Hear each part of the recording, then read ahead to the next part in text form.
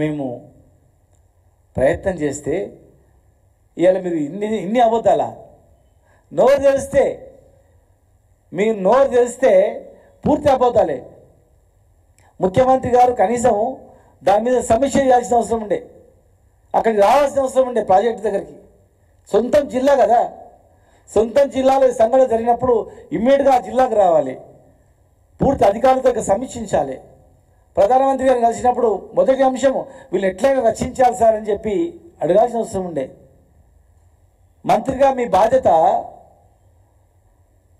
మీరు ప్రతిపక్షం మాట్లాడినప్పుడు మీరు దానిలో ఏమన్నా ఉంటే మంచి చెడు ఉంటే మీరు పక్కకు పెట్టండి, మంచిని స్వీకరించాలా. మీరు కలవనియరు, మాట్లాడడానికి ఒప్పుకోరు. ఇన్ని అబద్ధాలు చెప్తే మీరు జూపల్లి గారు మంత్రిగా ఉండి వారు అక్కడ వచ్చి కూడా 12,000 మీటర్లు తోయిందాన్ని కూడా లేదని చెప్తే, ఇన్ని కోట్లు ఖర్చు పెట్టిందని కూడా కాదని చెప్తే, పైగా ఇన్ని అబండాలా? ఈ రకమైనటువంటి మాటల శివరాజకీయాలు ఎవరు చేస్తున్నారు? శివరాజకీయాలు మీరు చేస్తున్నారు. శివరాజకీయాలు మేము బతకాలని కోరుకున్నాం, వాళ్ళు బతకాలని మేము మా వల్ల ఆ పనులకు అభ్యంతరాలు కలుగుతాయని మేము రాలేదు. మీరు హెలికాప్టర్లో వస్తున్నారు పోతున్నారు, ఒకవేళ హెలికాప్టర్ రాకపోతే పోతలేదు మీరు. ఇదేమైనా పాకిస్తానా లేకపోతే వేరే దేశంలో ఉందా మన వచ్చే స్కీము? వేరే ఎక్కడో దూర ప్రాంతాల్లో ఉందా? నదులు దాటిపోవాలి అడవిలో ఉందా?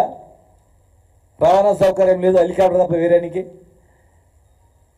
ఉత్తమ్ కుమార్ రెడ్డి గారు ఒకరోజు హెలికాప్టర్ లేకపోతే పోలేదు, ముఖ్యమంత్రి గారు తీసుకుపోయాడు, నేను ఓన్ అని చెప్పి పోలేదు.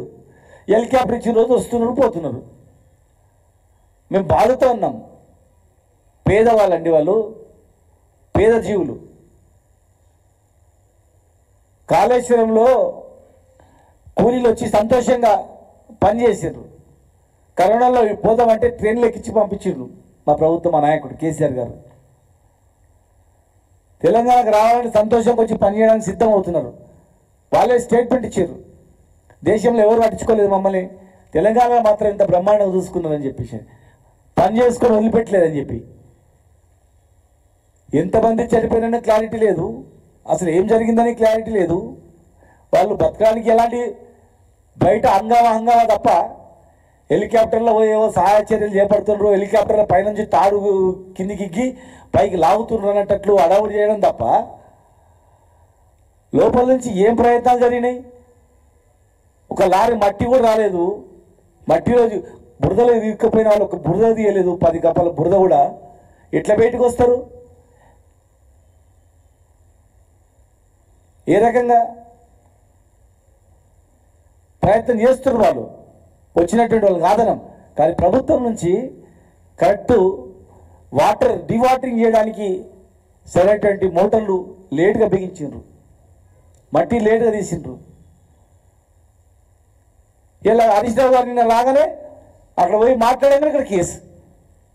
ఇప్పటికీ ఒక 5 కేసులు అయినాయి, 5 కేసులు 6 కేసులు. అంటే మీరు మాట్లాడితే కేసు పెడతాం, హరీష్ రావు గారు మాట్లాడద్దు, కేటీఆర్ గారు మాట్లాడద్దు, ఎవరు మాట్లాడితే వాళ్ళ మీద కేసులు పెడతామంటే ఇది ప్రభుత్వమా? ఏంది ఇది?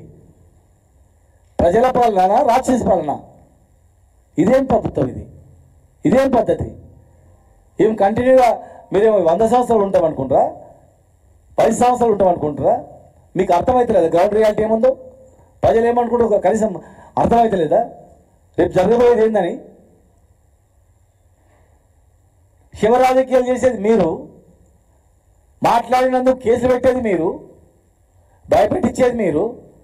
అసలు ఏం మాట్లాడదు మా ఇష్టానుసారం చేస్తే జరగదు, అది నడవదు. ఇది తెలంగాణలో కేసులకు భయపడి తెలంగాణ వచ్చేది కూడా కాదు. ఇది నిరంకుశంగా తెలంగాణ పదాన్ని ఉచ్చరించని సందర్భంలో కూడా ఎదురు తిరిగి ఏ రకంగా సమాధానం చెప్పిన ఆ రోజుల్లో. పాత ప్రాజెక్టులు కంప్లీట్ చేయరు, పాలమూరు రంగారెడ్డి జిల్లా ప్రాజెక్టు పైన చిత్తశుద్ధి లేదు. డిపిఆర్ వాపసు వస్తే ఇప్పటివరకు కూడా డిపిఆర్స్ వాపసు వచ్చిన డిపిఆర్ని మళ్ళీ సబ్మిట్ చేయలేదు కేంద్రానికి. ఎలాంటి ప్రయత్నం లేదు. రైతులకు ఇచ్చిన హామీలు నెరవేర్చట్లేదు, గ్యారెంటీలు నెరవేర్చట్లేదు. మీ ఆయనలో ఎన్ని కూలిపోతున్నాయి. నిన్న ఎస్ఎల్బిఎసి, మొన్న పెద్దవా కొట్టుకుపోయింది, అంతకుముందు సుంకిశాల. అరే ఒక పిల్లలు కాళేశ్వరం దగ్గర పిల్లలు ఇట్లా కింద కొంచెం ఇట్లా కుంగితే రాహుల్ గాంధీ కూడా చూసిండు. మరి ఇలా 8 మంది చిక్కుకుపోయినరు, కూలిపోయింది. మరి రాహుల్ గాంధీ రారా? చచ్చిపోతే మనుషులు చచ్చిపోతే రారా? టన్నల్ మొత్తం పూడిపోతే రారా? టన్నల్ మొత్తం కురికపోతే రారు, ప్రాణాలు పోతే రావు. ఒట్టి పిల్లలు కుంగిపోతే ఊరికొస్తారా? ఇది రాజకీయం మీరా మేమా? ఈరోజు వారు కూడా వచ్చి ఎట్లా పోయింది అని పరిశీలించింటే, రాహుల్ గాంధీ గారు కూడా వచ్చి అక్కడ చూసింటే వారికి అర్థమవుతుండే అసలు ఏం జరుగుతుందనేది. అందుకే మేము అడుగుతా ఉన్నాం, పర్యటించండి. ఎలక్షన్ ముందు ఎట్లయితే పర్యటించిండు రాహుల్ గాంధీ గారు, తెలంగాణలో పర్యటించండి. వరంగల్ వస్తామన్నారు, మొన్న వచ్చింటే బాగుండేది. మీరు ఎక్కడెక్కడైతే ఏ హామీలు ఇచ్చిపోయినరో, ఎక్కడెక్కడైతే మీరు వచ్చి ప్రసంగాలు చేసిపోయినరో, మీరు ఆ ప్రాంతాలు వచ్చి పరిశీలించేది తిరగండి. మీ ప్రభుత్వం కదా, ఆ రోజు అంటే మేము అడ్డుకుంటామని చెప్పి ఉండొచ్చు. ఈరోజు మీ ప్రభుత్వమే కదా. సోనియా గాంధీ గారు ఎక్కడైతే మాట్లాడిపోయిందో ఆ ప్రాంతాన్ని పరిశీలించండి. కనీసం ప్రియాంక గాంధీ ఎక్కడైతే వచ్చి ఆమె మాట్లాడిపోయిందో ఆ ప్రాంతంలో పర్యటన చేసి